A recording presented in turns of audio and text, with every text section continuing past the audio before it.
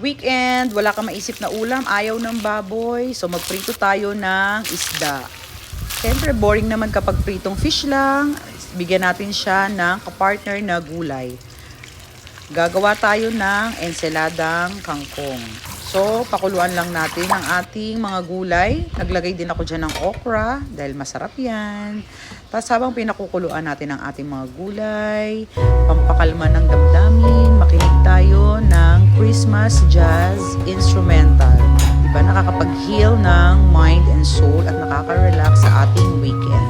So habang nagpapakulo tayo, i-prepare na natin ang ating mga sahog sa ating ensalada. Yan ay ang kamatis at sibuyas. So kapag napakuluan na natin yan, ilagay na natin yung ating mga nahiwang gulay.